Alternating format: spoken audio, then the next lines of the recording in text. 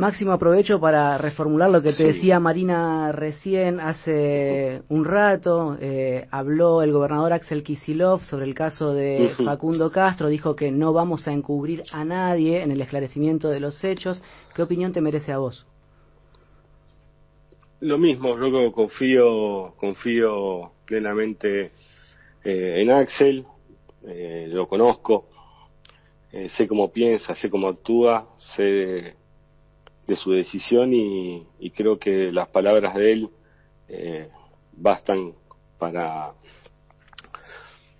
entender que este tipo de situaciones, gobierne quien gobierne, no deben suceder, ¿no? Porque muchas veces o ha habido intentos con el tema de Facundo de querer equipararlo a lo de Santiago Maldonado, ¿no? Claro. Y la verdad que más allá de las miserabilidades de la política, creo que hay que tener en claro que en este caso, al revés de lo que sucedió con Santiago, ¿no? Donde uno podía leer grandes notas que o estaba en Chile o lo habían visto en un pueblo de Entre Ríos donde todos se parecían a él o cuestiones así.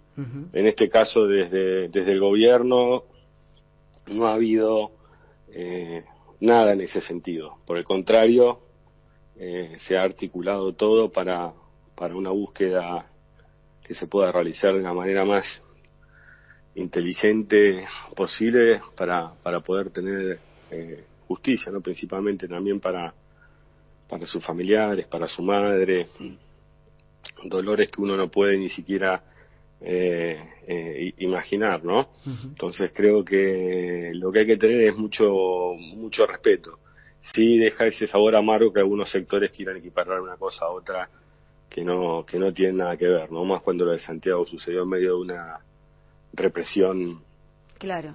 en el medio de la misma nada en la Patagonia, y todos sabemos cuál fue su final y cuál fue la posición del gobierno y los grandes medios, ¿no?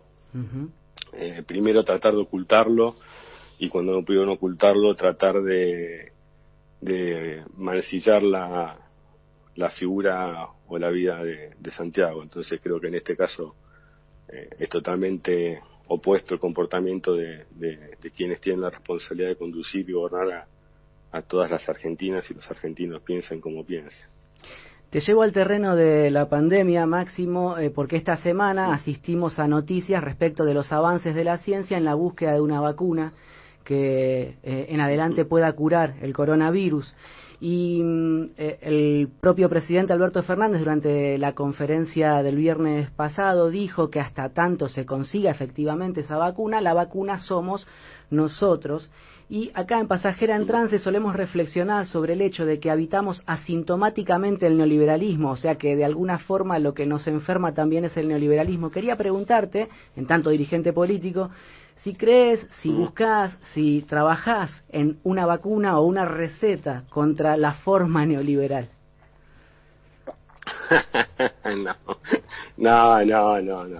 Mira, cuando esto comenzó, alguien había equiparado, el expresidente Macri había equiparado diciendo que el populismo era peor al coronavirus. Las ideas son ideas, digamos, ¿no? Y lo que uno tiene que hacer no es vacunar a nadie en contra de una idea, sino trabajar, construir, tratar de convencer la mayor cantidad de ciudadanos y ciudadanas para poder llevarlas adelante luego desde un gobierno, sea municipal, provincial o el Ejecutivo Nacional, o de diferentes ámbitos, no solo un ámbito de participación donde se puede influir en la realidad, es el ámbito institucional gubernamental, sino que también hay diferentes organizaciones sociales, políticas, libres del pueblo. No, eso creo que lo que sucede también es que nadie imaginó, ¿no? Claro, inédito.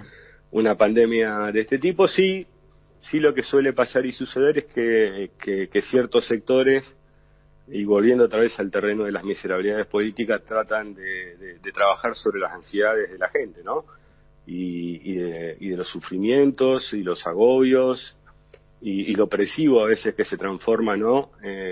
El distanciamiento social o la cuarentena, las complicaciones que le trae a la gente en el día a día. Es muy complejo. Lo que sí tenemos que estimular es el músculo de la empatía, ¿no? Porque más allá de lo que cada uno pueda pensar de cuáles son las mejores medidas, y ahí sí creo que estamos todos convencidos que el aislamiento, el uso de barbijo es fundamental, ¿no? Pero no podemos, para mí, ¿no?, que a veces queda como medio al costadito, y Axel lo remarcaba muy bien en la última conferencia de prensa, es quienes están trabajando dentro de los hospitales, médicas, médicos, enfermeras, enfermeros, personal de limpieza, ¿no? Y la avalancha de contagios y situaciones, y aparte de gente que en su trabajo por contagiarse la pasa muy mal o se muere. Entonces, mientras más responsables seamos, más vamos a cuidar a quienes están trabajando para curarnos. Y yo creo que eso es fundamental, es como una parte que todo el mundo se olvida, ¿no? Uh-huh. Como, bueno, si me contagio, pero contagiarse significa quizás, si no sabes que tenés una enfermedad, por ejemplo, prevalente o condiciones para que el contagio empeore tu situación de salud, hace que ocupes una cama, que médicas y médicos también se ponen en peligro para poder curarte y sacarte adelante y puedas seguir con tu vida. Entonces creo que todos, por lo menos muchos, conocemos gente que trabaja en diferentes terapias o en diferentes lugares de los hospitales y que no la están pasando bien y que tienen altos grados de tensión, no solo cuando trabajan, sino también cuando vuelven a sus casas, por miedo a contagiar a sus seres queridos, por lo que le pasa a compañeros de trabajo que ven cómo se contagian, y esos contagios a veces pueden ser difíciles de curar, e incluso con una vacuna en el horizonte pareciera ser, y ojalá sea así. Creo que es el momento de mayor disciplina, conducta y responsabilidad, ¿no? Para tratar de poner en valor el tiempo que nos dio allá por el 20 de marzo haber comenzado con una cuarentena producto de la pandemia, ¿no? Ese tiempo que le dio a la gobernación de la provincia de Buenos Aires de poder generar más camas para poder atender a quienes se enfermaban. Usted imagínese que hace 30 o 40 días, un poco más, puedo estar un poquito errado en la cantidad de días, ya se hubiera superado la capacidad hospitalaria que recibió el gobernador en la provincia de Buenos Aires el 10 de diciembre. Uh-huh. Y gracias al tiempo que se ganó, porque algunos dicen, bueno, pero tanto tiempo, no, el tiempo fue fundamental, pero no solo para generar más camas, sino para que la gente tuviera mayor conciencia de aprendizaje en los procesos de cuidado, situaciones que sucedieron principalmente en Europa, luego del foco de China, que es que la gente estaba desprevenida en cuanto a los cuidados que tenía que tomar. No solo era que los sistemas hospitalarios no dieron abasto, sino que la sociedad no tenía muy en claro cómo cuidarse, y creo que eso nos dio un tiempo fundamental y que debemos saber ponerlo en valor, ese esfuerzo. Claro. Obviamente trae aparejado todo esto situaciones de gente que tiene su comercio y no puede abrir, y si está alquilando no puede parar alquilar, y si abre vende poco, y empieza a pensar si lo tiene que cerrar. Tiene consecuencias muy profundas, para lo que habrá que tener políticas realmente de sector y generales para en el momento que ceda la enfermedad poder empezar a reconstruir los tejidos sociales y económicos que se han visto muy dañados ya durante el macrismo y que esta pandemia, esta enfermedad vino a profundizar. Con lo que acabas de decir me das pie a la siguiente pregunta, Máximo, cuando hablas del tejido socioeconómico a reconstruir, y también cuando hablas de las miserabilidades de aquel sector que se comporta de esa forma en pandemia o sin pandemia. Y calculamos que te están escuchando también muchos militantes, muchos justamente sectores afines al Frente de Todos, o que nutrieron con votos el año pasado al Frente de Todos, y la pregunta que se hacen, y que en ese sentido te trasladamos a vos, es ¿qué horizonte ves de salida de la pospandemia, siendo que esas miserabilidades frenan cualquier iniciativa, sea redistributiva, o hay una resistencia de los sectores económicos concentrados a conceder la construcción de un país un poco más igualitario? Mira, ahora que vos lo decís, tampoco quiero dejar de pasar el enorme esfuerzo que hacen cantidad de mujeres y hombres, militantes sociales, políticos, o simplemente buenas y buenos vecinos en los barrios para ayudar a parar la olla entre todos, ¿no? Hay un esfuerzo enorme en las barriadas del país más populares para poder paliar entre todos esta crisis, ¿no? La falta, aparte de muchos sectores informales, de la changa, Sí. El estancamiento de la cuestión de la construcción, hay diferentes cuestiones, ¿no? Vendedores ambulantes y todo esto que ustedes saben, y la gente sabe, hay un esfuerzo enorme Sí. de las organizaciones sociales y políticas por toda la Argentina, tratando de acompañarse, ¿no? Porque también tiene ese sentido, ¿no? Es acompañarnos entre todos. Sí. Y después los comportamientos que puedan tener en algunos sectores no son diferentes a los comportamientos que pueden haber tenido como gobierno. Igual creo que yo siempre soy un optimista, ¿no? Trabajo para tratar de que podamos recuperar los grados de empatía suficientes, pero no entre dirigentes o entre la clase política, sino con la gente,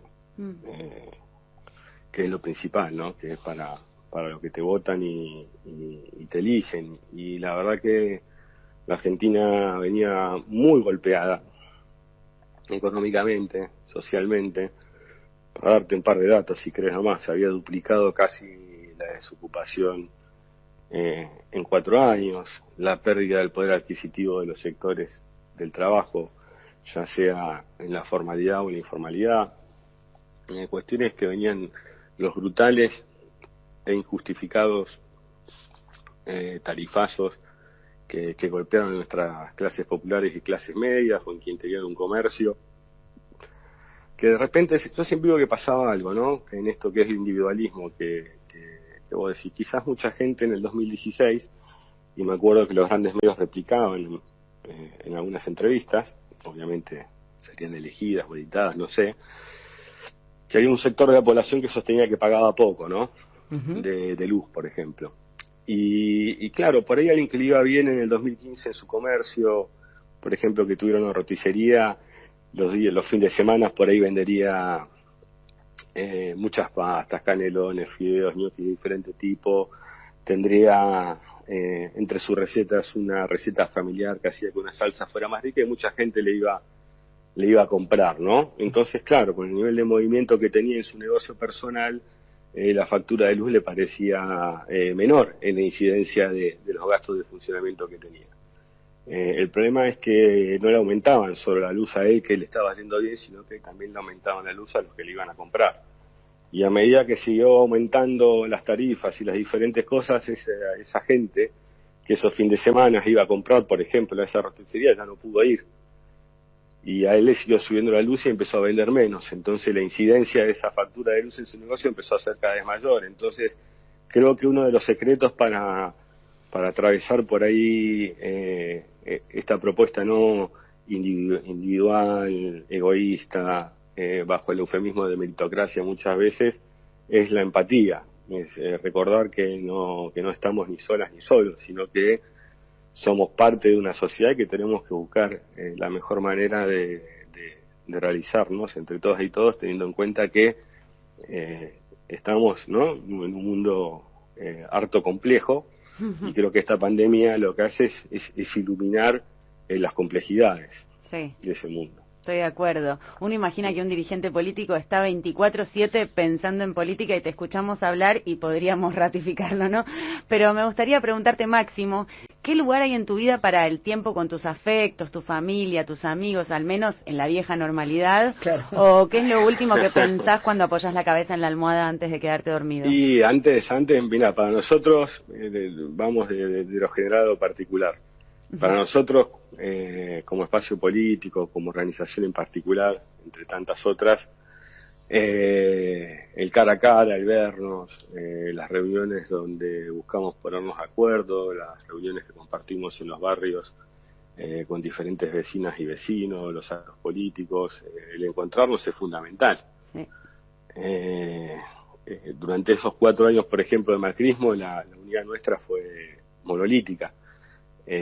Lo que no quiere decir que no tengamos tensiones, debates y discusiones, como en todos los lugares. Claro. Pero siempre es muy reparador verse y poder distenderse, y aparte poder compartir también anhelos, también compartir frustraciones, porque muchas veces las hay, es grande, y obviamente los afectos más, bueno, esta pandemia viene a resentir todo eso, pero ya pasará, ¿no? Mal haría uno en machacarse los dedos, solamente que uno extraña un montón de cosas, muchísimas, pero no es mi lugar el de machacarme los dedos, sino de comprender a aquellos que la pasan mal, y a partir también de las cosas que le pasan a uno, saber ponerse en el lugar del otro, y entender también que las responsabilidades son diferentes. No creo que nadie esté contento por ver poco a sus seres queridos, no creo que nadie esté contenta por ver poco a sus seres queridos, no creo que no haya nadie que extrañe a sus amistades, a sus familias.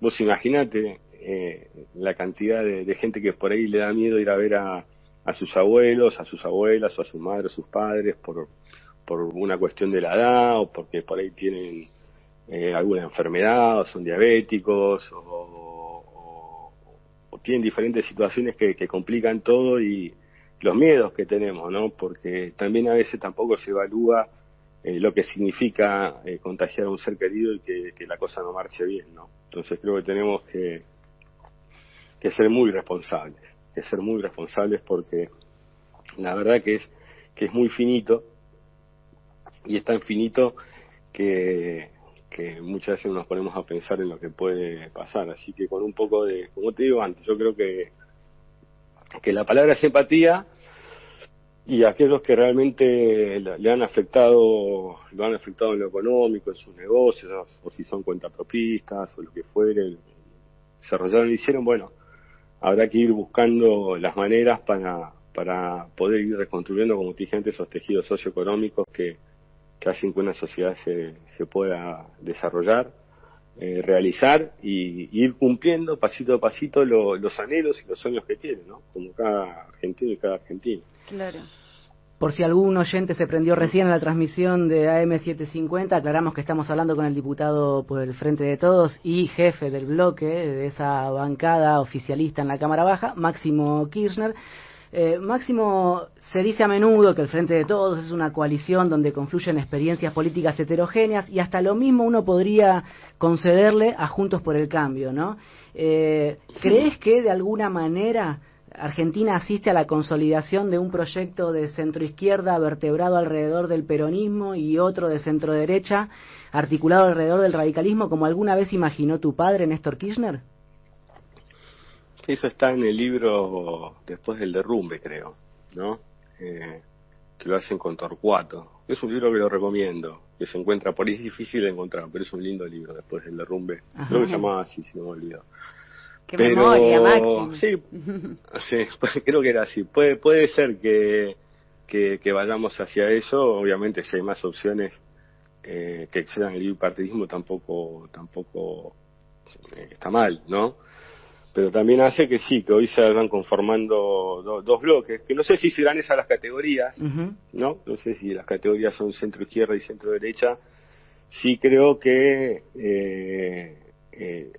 no puede estar ausente una expresión política que precie al país la producción, el trabajo y el mercado interno. Porque creo que una de las grandes discusiones y debates que hay sobre esto, y uno puede ver incluso en el funcionamiento del mundo financiero, en las bolsas, que lejos de sufrir, salvo en un principio, el impacto de la pandemia, parecen totalmente desenganchadas, porque uno lo que ve en todo el mundo es que ha caído enormemente la producción y a su vez también el consumo, ¿no? Cuando me refiero al consumo me refiero a la gente saliendo a comer, comprando ropa, viviendo simplemente, y la economía de los papeles, de lo financiero, parece totalmente desenganchada de la realidad de la mayoría de la gente. Y creo que ahí ese exceso de la financiación del funcionamiento de la economía, ¿no? Un sistema de valoración financiera y no productiva ha hecho que los países entren en crisis, y habrá que hacer una discusión, porque aparte generalmente uno dice, no, la Argentina va a ser tal país, no, yo quiero que sea otro país, ¿no? Y empezamos a revolear los modelos de país por la cabeza. Y la verdad que es bastante corto eso, porque la Argentina tiene que ser la Argentina, es un país enorme, con asimetrías sociales, culturales y económicas que debe saber ensamblar, que debe tener en cuenta qué características tiene, dónde puede hacerse fuerte en lo inmediato, dónde puede hacerse fuerte en lo inmediato, los diferentes tiempos, tiene que saber y aprender, no es la búsqueda de ser tal o X país, sino que la Argentina tiene que ser la Argentina y darse a sí misma la oportunidad de poder realizarlo, porque aparte cada país cuenta con un recurso humano particular, cuenta con recursos naturales particulares, y en base a eso y sus realidades tiene que saber desarrollarse. Y creo que de ahí siempre la discusión, ¿no? Yo prefiero, en vez de pensar modelos externos, empezar un modelo argentino productivo que obviamente pueda tomar experiencias positivas de otros lugares del mundo, pero teniendo en cuenta su realidad, sus asimetrías, porque es un país que hay que conocerlo. Uh-huh. Sí. Principalmente, más si se lo quiere gobernar, ¿no? Yo creo que uno de los principales problemas que tuvo el presidente Macri fue que no conocía a quienes gobernaban, no conocía el país, ¿no? Había una visión muy centralista de 30 o 40 manzanas de la ciudad de Buenos Aires y bueno, y que el resto hiciera lo que pudiera. Y así fue el tamaño fracaso, ¿no? Claro. No solo te lo decía en términos de cómo se elevó el nivel de desocupación, que las inversiones nunca llegaron, porque no se trata de que uno alabe no a los gritos que quiere un país de tal manera, sino tiene que construir ese país para que las inversiones vengan y principalmente para que los argentinos inviertan en su país. Hacerlo, es uno de los grandes desafíos que tenemos. Claro, este tono que usás al enunciar ese desafío guarda relación, imagino, con algo de lo que se ha escrito mucho en el último tiempo y sobre lo cual se ha especulado todavía más, que es tu permanente diálogo y hasta la cena de empresarios que mantuviste con Sergio Massa. Una cena no de empresarios, sino de una cena donde participaste vos y otros cuadros políticos del gobierno con empresarios. Ahí imaginás que hay una posibilidad de construir una salida del país sólida. Mira, yo creo que el diálogo es una herramienta importante. Es importantísima poder hablar y desandar el camino de los prejuicios y entender que son ideas que pueden tener unos y otros, o unas y otras, pero que ellas pueden estar bien fundadas. No que son ideas agarradas o traídas de cualquier lugar, sino que tienen fundamentos ciertos. Entonces yo creo que es una herramienta importante el diálogo, pero no es un fin en sí mismo. En un momento después se toman las decisiones, hay que ir resolviendo y avanzando y también administrando esas realidades que se van generando, pero obviamente uno cree que y sabe de la existencia, ¿no? Por decirlo, porque a veces parece que hubiera que explicarlo, de tanto que se ha escrito y manipulado a la sociedad, obviamente que empresarias y empresarios existen y son necesarios para el desarrollo de un país, y también sabemos de la existencia de los mercados y todo lo que quieran, pero el problema no es algo que nosotros ya sabemos, sino que también esas empresarias y esos empresarios y los mercados entiendan que la gente existe. Muchas veces se nos reclama a nosotros que no, como existen los mercados, existen los empresarios. Sí, ya sé que existen. Ahora tienen que reconocer también ellos que la gente existe y que tiene enormes dificultades de desarrollarse en un mundo donde la concentración del ingreso los empuja a millones y millones de personas fuera del mapa, ¿no? Quedan la ñata contra el vidrio, o apenas pueden acceder a un celular para ver lo que les ofrecen para consumir, pero no pueden. Entonces creo que se generan desigualdades que cada vez se vuelven más ingobernables. En el caso de Chile del año pasado, si se quiere, lo que nos hablaban de un modelo en lo macro perfecto estalló porque las pequeñas realidades de la gente eran muy malas. Incluso hoy atraviesa un proceso Chile donde se aprobó el retiro de parte de las jubilaciones del 10% de las AFP, sí. Que para que quienes estén escuchando entiendan, son las AFJP que había en Argentina, ¿no? Uh-huh. Y que el Estado recuperó su administración y pudo traer mayores ingresos para jubiladas y jubilados entre otros sectores que se vieron beneficiados por la administración del Estado. Ahora en Chile el Congreso autorizó el retiro del 10% y más de 4 millones o 3 millones y medio de afiliados a ellas retiraron el 10%. Creo que tenemos que estar muy atentos. O sea, vuelvo con lo mismo, así como toda la sociedad sabe que empresarios y los mercados existen, falta que los mercados y los sectores de poder económico financiero entiendan que la gente existe, que tiene muchos problemas y que la pandemia los ha vuelto innumerables a esta altura. Entonces, sin un Estado que invierta en su sociedad, sin un Estado que pueda entenderse en un mínimo común denominador con el sector privado, va a ser muy complejo salir adelante. Claro. Y aparte creo, fundamentalmente, que en estos últimos 4 años, las ideas que el poder económico y financiero buscó imponerle al gobierno de la expresidenta, las pudieron aplicar. Las aplicaron entre 2015 y el 2019 y los números ahí están. Uh-huh. Un endeudamiento feroz, impagable, un endeudamiento que no fue a mejorar la calidad de vida de los argentinos y las argentinas, a mejorar la infraestructura para poder valorizar aún mejor la producción local, un endeudamiento que no fue a hospitales, un endeudamiento que se evaporó y que ahora todas y todos tenemos que empezar a afrontar. Creo que incluso uno puede ver lo que fue en estos días la negociación con los acreedores que llevó adelante el gobierno y no deja, más allá de poder llegar a un acuerdo, el gusto amargo de que otra vez, así como el 2005 y el 2010, hubo que hacerlo de vuelta, ¿no? Porque aparte uno escuchaba argumentos desde el sector político que había gobernado la Argentina hasta hace un par de meses, que incluso decía que bueno, que esto era parte de la deuda del anterior gobierno por el 2005 y el 2010. Y lo que uno quiere recordar ahí es que el 25 de mayo de 2013 el país estaba en default, y la negociación del 2005 tiene que ver con un default anterior al 2003 y muy relacionado con el megacanje, ¿no? Y ahí es donde los apellidos se repiten, claro. ¿No? Por ejemplo, Sturzenegger, uno lo ve en el megacanje del 2001, lo vuelve a ver otra vez en esta deuda. Entonces creo que, bueno, habría que tener un poco más de humildad en cómo se opinan las cosas en vez de hacerlo libremente, porque aparte lo más preocupante es el grado de desconocimiento de cómo está conformada la deuda, ¿no? Que uno lo puede entender en otra gente, pero no en quien tiene la responsabilidad de debatir y discutir estos temas. Claro, por eso es importante preguntarte, para terminar con una impunidad que parece que que todo acarrea esta manera de no hacerse cargo, digamos, de hacerle esto al país, y que nosotros como ciudadanos tengamos que hacernos responsables de estas cuestiones. Pienso en la agenda del gobierno, la reforma judicial aparece como las principales iniciativas.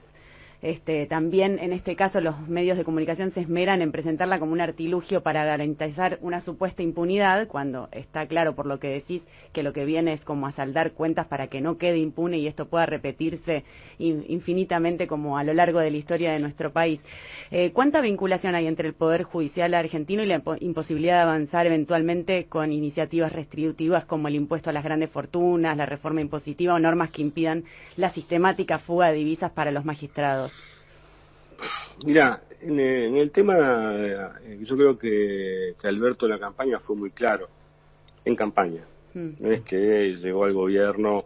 A ver, tenemos un caso como el del expresidente Macri, que dijo que iba a eliminar ganancias en campaña, y seguramente de esa manera obtuvo el favor del voto de muchas argentinas y argentinos, y eso no solo no sucedió, sino que se duplicó a fines de su gobierno la cantidad de argentinos alcanzados impositivamente por esa norma, ¿no? O sea, dijo una cosa e hizo otra. Yo creo que Alberto planteó constantemente durante la campaña, y lo ha hecho en sus discursos, la necesidad de avanzar en diferentes reformas o transformaciones en la Argentina, producto también del mal gobierno que hizo el expresidente. A partir de ahí, después, obviamente los posicionamientos políticos de los diferentes sectores empiezan como a querer deformar las discusiones. Yo sí lo que sé es que la Argentina, cuando Cristina dejó el gobierno no le debía 44.000 millones de dólares al Fondo Monetario Internacional. Es más, Néstor los había pagado en el 2006. ¿Qué se hizo con el endeudamiento ese? No tengo, o sí tenemos, más o menos cómo se comportaron, alguna idea, ¿no? Sí. Pero el Poder Judicial la vio pasar, digamos, y la Argentina ha quedado, por decirlo un poco de manera, no lo vamos a decir mejor de manera chabacana, sino vamos a decirlo bien, muy endeudada. Entonces creo que no puede transformarse en un ariete político de ninguna expresión política, el Poder Judicial. Eso es lo fundamental.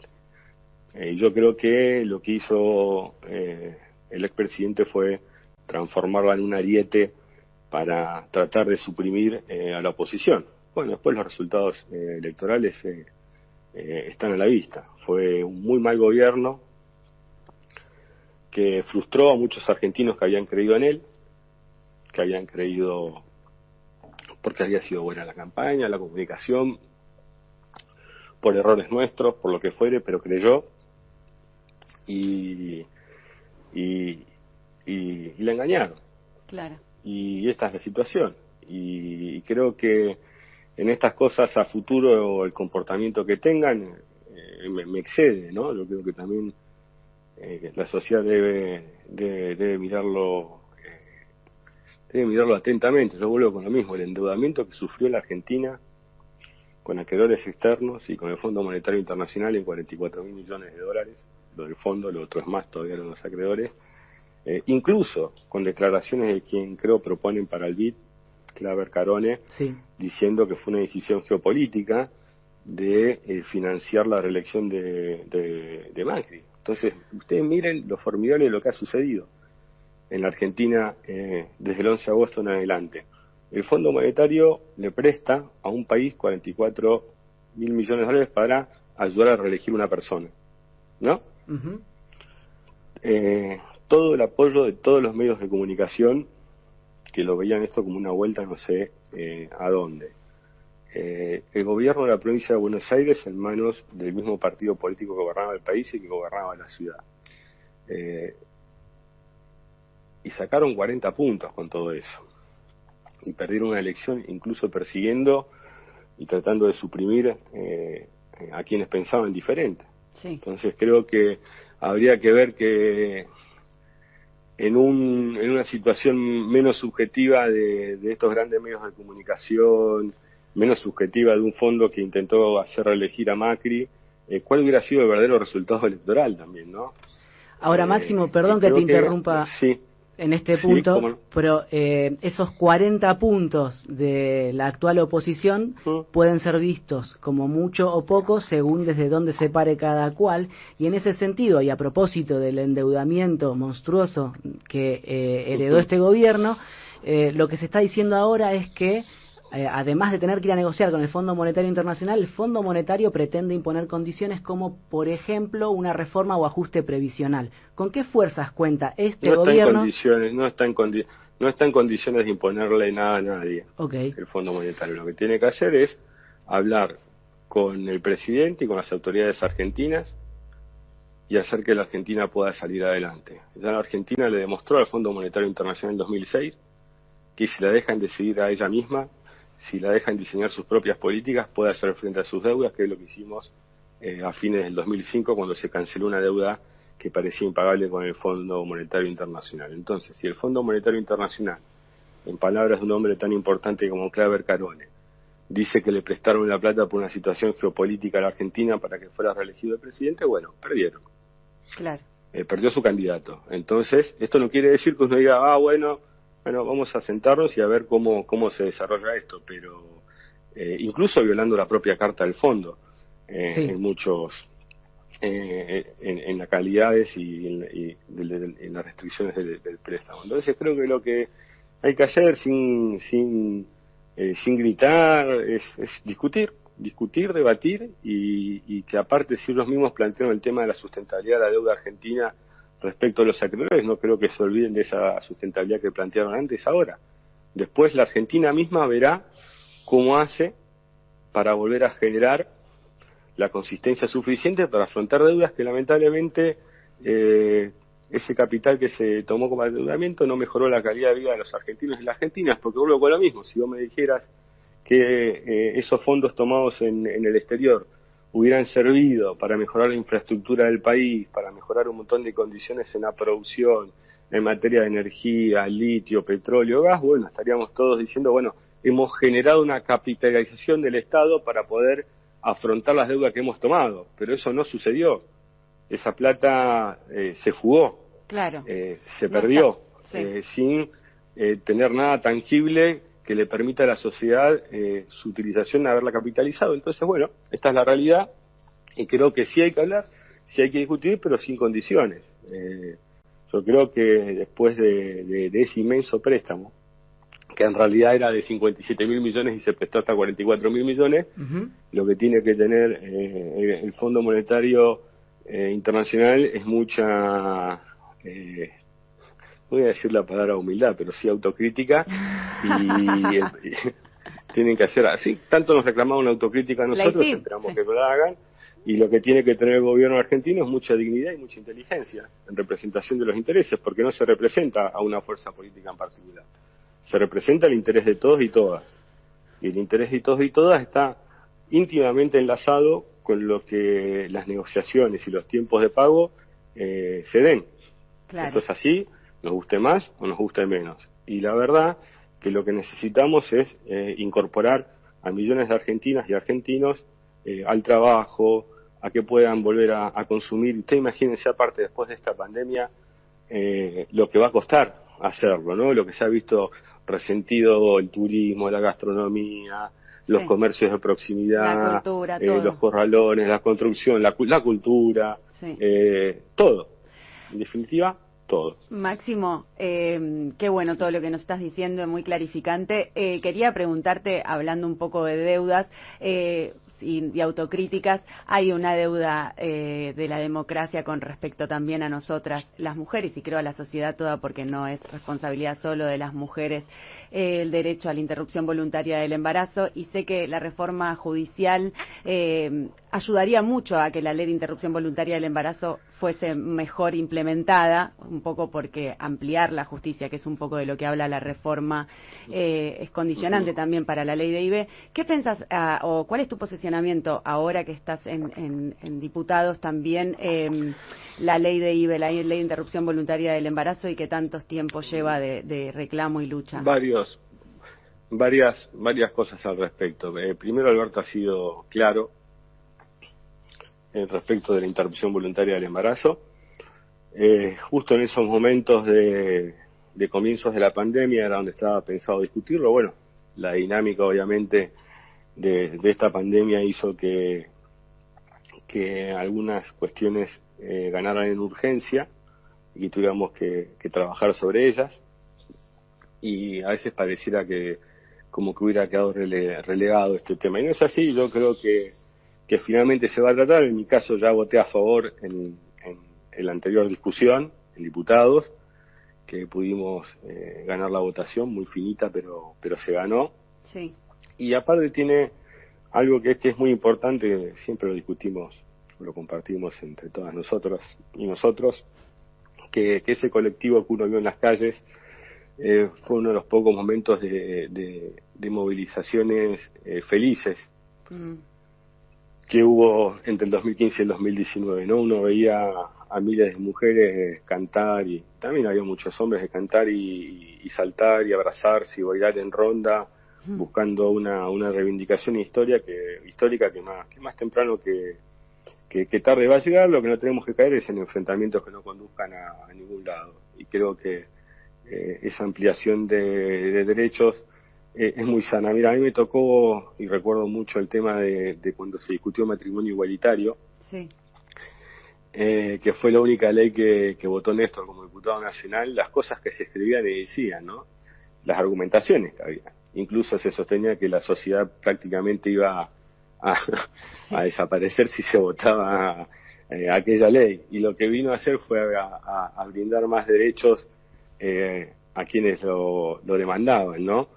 Porque había innumerables situaciones de de parejas que por no poder casarse entre diferentes vicisitudes de la vida, después las propias familias los negaban. Bueno, todas situaciones que todas y todos sabemos que han sucedido, y a tantos años de matrimonio igualitario lo que podemos ver es que es una herramienta fabulosa que todas las argentinas y argentinos, amen a quien amen, pueden utilizar y acceder al mismo derecho. Y creo que va siempre en ese sentido, como fue la ley de género y diferentes leyes que se fueron haciendo y que fueron también construyendo y aportando, ¿no?, a la consistencia de lo que fue finalmente el movimiento de mujeres y también de muchos hombres que creemos de esa manera. Así que creo que se va a dar la discusión, y espero que prime la racionalidad en la discusión, y bueno, después cada uno obviamente cree como cree,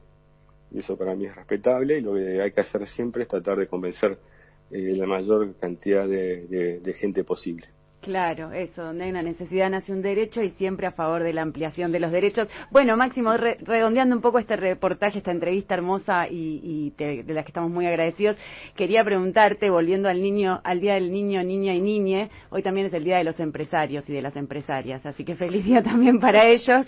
Bueno, también, vaya para todos aquellos que la emprenden. Sí. Y que, claro, pues acá lo que hay que hacer, claro, es que muchas veces cuando dice empresarios y empresarias empiezan determinadas personas, caras, apellidos y asociaciones. Sí. Pero hay un montón de mujeres y hombres que trabajan en pymes, en mini pymes, en pequeñas empresitas gastronómicas y todo, que la ayudan todos los días y mucho más aún, y que es también a los que hay que tener en cuenta para poder fortalecer la economía argentina, ¿no? Y para fortalecerla necesitamos fortalecer también la demanda, ¿no? Para que aquellos empresarios y empresarias puedan de a poquito empezar a reconstruir sus sueños, sus negocios y sus vidas, y que ya se habían empezado a ver muy afectadas durante el macrismo. Claro, que crezcamos todos, que los que mucho tienen ayuden a los que menos tienen, y que cultivemos la solidaridad.